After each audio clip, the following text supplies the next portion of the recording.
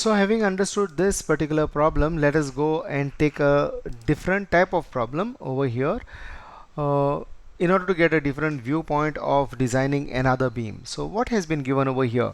Design a RC beam of rectangular section to carry ultimate load. Now please note over here ultimate load has been given. Ultimate load of 40 kilonewton per meter over an effective span of 1.75 meter of cantilever beam. So over here in this case we don't have the service load or the normal load or the working load given. Over here what we have been given is the ultimate load. So now, as I have told earlier in the previous problem, now over here the load factor, the partial safety factor as far as the load is concerned, is already applied to the load. The effective span has already been calculated and we have been told that it is a cantilever beam. Now the previous ones which we have dealt with were the simply supported beams.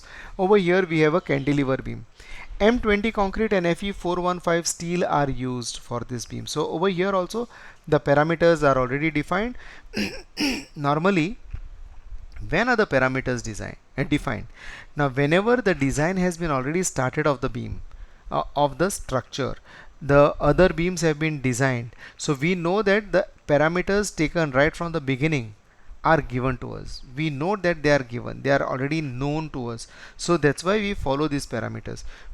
If that is the first beam we are designing or we are yet to decide about the parameters, then only we assume.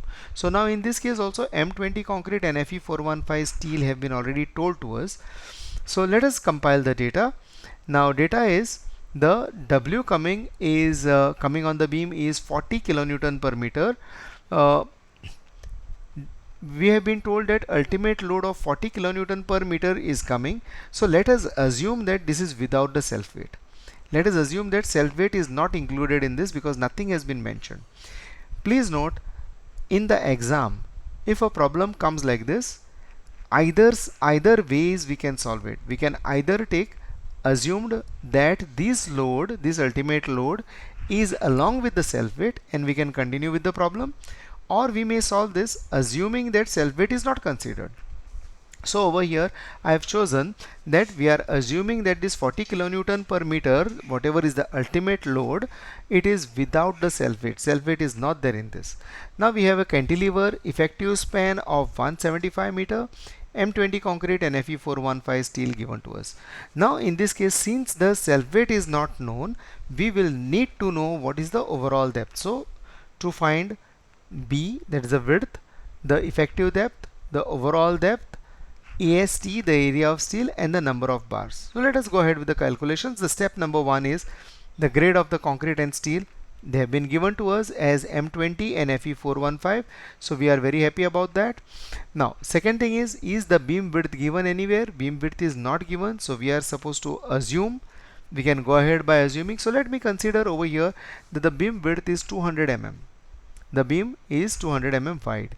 Now the depth by width ratio is not given over here, so I am free to choose anywhere between 1.5 to 2.25. So let me take the depth by width ratio as 2.25.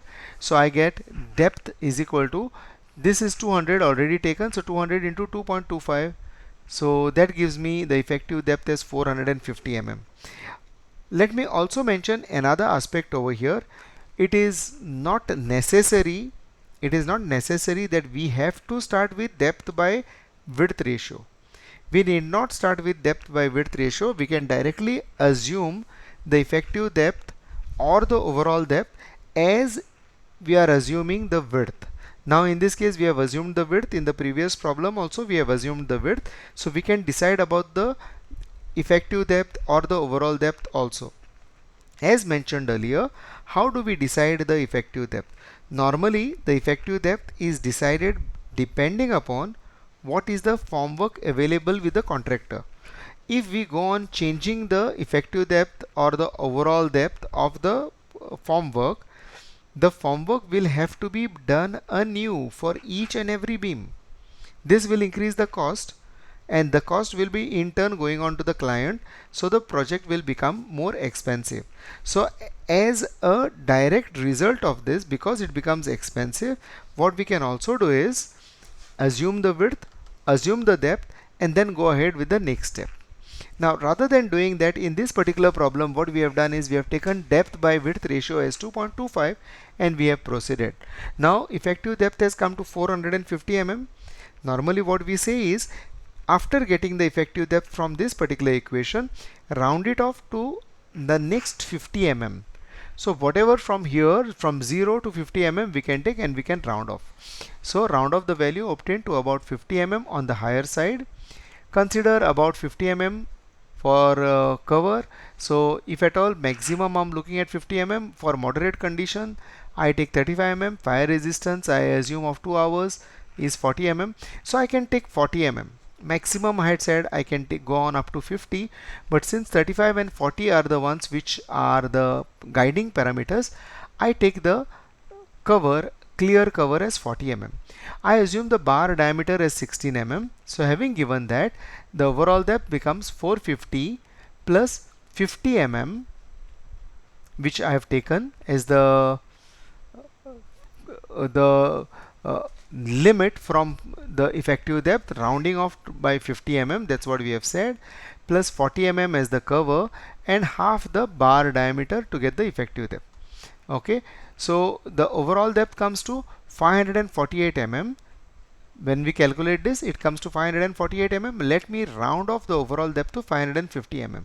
So if this is 550 mm, what is my effective depth? My effective depth is the overall depth minus clear cover minus diameter by 2.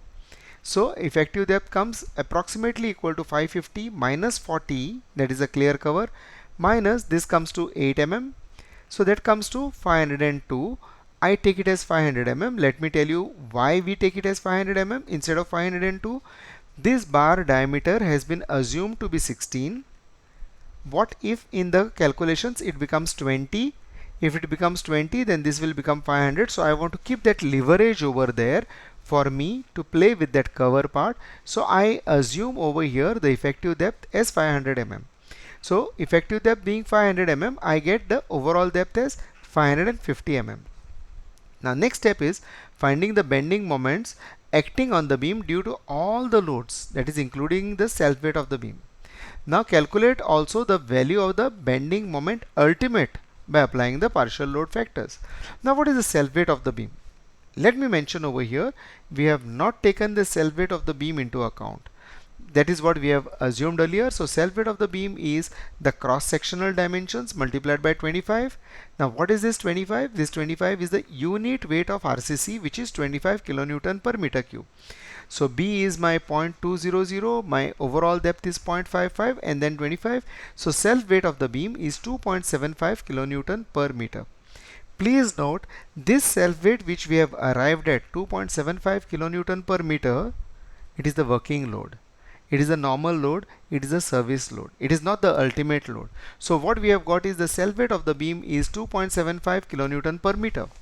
Now the bending moment due to this self weight, bending moment due to only the self weight, since it is a cantilever and since the self weight is a UDL, the bending moment maximum is given by WL squared by 2. So bending moment due to self weight becomes W is 2.75 into 1.75 square by 2, or bending moment due to self weight becomes equal to 4.21 kilonewton meter in the working condition. The normal condition. Now I am interested in knowing what is the bending moment ultimate due to the self weight. Bending moment ultimate due to the self weight is 1.5, that is the partial safety factor due to load multiplied to the bending moment. So bending moment ultimate due to self weight becomes 1.5 into this 4.21, or bending moment ultimate due to self weight becomes equal to 6.32 kilonewton meter. Now bending moment ultimate due to the other loads which have been given over there are 40 into L squared by 2. So bending moment ultimate is 61.25 kilonewton meter. Please note, this bending moment which we have got over here is just the bending moment without ultimate. So we have calculated bending moment ultimate for self weight, which is this much. The load which was directly given to us was ultimate. So bending moment ultimate due to those loads is WL squared by 2, and that comes to 61.25.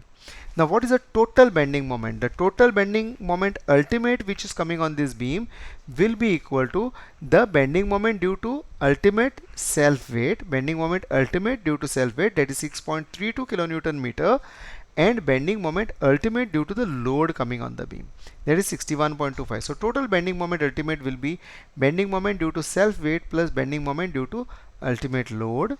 So bending moment total becomes 6.32 plus 61.25, that comes to 67.57 kilonewton meter. So the ultimate bending moment which is coming on this cantilever beam, which is of 1.75 effective span, is 67.57 kilonewton meter. Going to the next step, calculate the mu limiting of the beam. What is the maximum capacity of resisting the bending moment, the external bending moment, by this beam itself, by the parameters which we have taken of type of concrete, type of steel, the cross section, that is the B and the D, how much. So for that we use IS 456 clause G 1.1c page 96. We use axiom x by D for Fe 415 as 0.48, so 0.36, this is 0.48, 1, 0.42, 0.48, B is known to be 200 and D is known to be 500. So FCK is 20. Solving this, we get mu limiting as 138.30 into 10 raised to 6 Newton mm. We get mu limiting maximum bending moment it can resist is 138.30 kilonewton meter. And how much is the bending moment ultimate which is coming on the beam? The bending moment ultimate coming on the beam is about 67, so it is about half of how much it can resist. It can resist much more than what is coming on this. It can resist 138.3 kilonewton meter, but what is coming on that is 67.57 kilonewton meter. If mu limiting, that is 138.30, is greater than bending moment ultimate which is coming on the beam, that is 67.57, we are happy with the section we have assumed. It is that the assumed section is acceptable. And since mu limiting is greater than bending moment ultimate, the design section is under enforced section. So in order to get the AST, we use G 1.1b in the IS 456, that is given on page 96, and we try to get the value of the AST. Only what we do is this mu we substitute for BMU. What is the bending moment coming on the beam? So bending moment coming on the beam is 67.57. Please note it has to be converted to Newton mm. So 67.57 kilonewton meter multiplied by 10 raised to 6, it becomes Newton mm, will be equal to 0.87. Fy is 415, AST, D is 500, then 1 minus AST we are trying to find out, 415, B is 200, 500, and this is 20. Again a quadratic equation, we solve this quadratic equation, we get the answer AST as 409.04 mm square. So in this case we get the steel required as 409.04 mm square from the calculations. Now at the same time we have to check the minimum steel which should be there in the beam. Minimum steel has to be provided. So that minimum steel has been given in the clause 26.5.1 on page 46-47 of the code. AS upon BD equal to 0.85 upon Fy. So cross multiplying we get AS is equal to 0.85 into BD upon Fy. So that's the equation. So AS is equal to 0.85 into B is 200, D is 500, and Fy is 415. So AS is 204.82 mm square. So calculated steel is 409.04 and the minimum steel required from the codal provisions is 204.82. Whichever is the maximum of these two has to be provided. We have to provide the maximum in between these two. So what we are providing is 409.04 mm square. So AST calculated is 409.04 mm square is greater than the minimum steel, so which is satisfactory, and therefore we are providing the one which is required from the bending moment point of view. Now calculate the number of bars to be provided. So we assume 12 mm diameter bars. Please note we assume 12 mm diameter bars. Area of 1 bar of 12, one circular bar is pi by 4 into d square, so pi by 4 into 12 square, that comes to 113 mm square. Number of bars will be the total area upon 1 bar area. Total area of steel upon area of 1 bar. So 409.04 divided by 113, so 3.62. So we have to round it off on the higher side. If we round off on the lower side, we will be providing 3 bars. The area will be much less than 409.04. So we are providing on the higher side. So provide 4 bars of 12 mm diameter. So once we have got this, the design in flexure is over. We have to detail out the section graphically. A sketch we need to give. One thing which I would like to get to your attention, when we were actually getting the value of effective depth or the overall depth, we had assumed a particular diameter. We had assumed that the diameter could be 16, then we said it could be 20, but when we are providing 12. So when we are providing 12, what will happen is that the cover will increase or the effective depth will increase. If the cover increases, we don't have any problem, because from durability point of view and fire point of view, it is much better. If the effective depth increases, its own moment resisting capacity increases.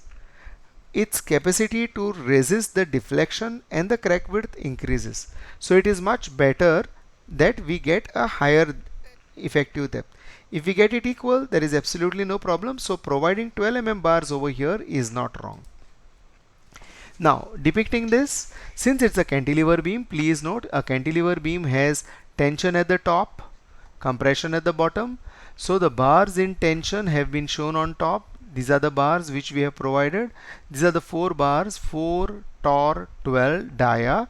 4 is the number of bars. Tor talks of high yield strength bars. 12 is the diameter of the bars. These are the 4 bars. As said earlier, these are my hanger bars over here.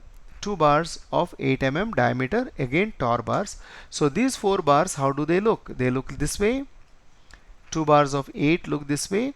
As I have said earlier, if I am showing collectively, I can show it as an ellipse and then mark, ellipse and mark. For these, either write them or write and show an arrow going on to the bar. So this is the way we depict. Please note that in this case we have the beam as a particular case or a cantilever beam. Many a times the cantilever beams fail on the site because the steel which is supposed to be provided in the tension zone on the top is by mistake provided at the bottom, because it becomes a shear habit that we are providing the steel in tension at the bottom. So if that is done for a cantilever beam, it's a gross mistake. The beam would collapse. Now over here, this shows clear-cut idea, clear-cut picture that the steel in tension for a cantilever is always shown on the top.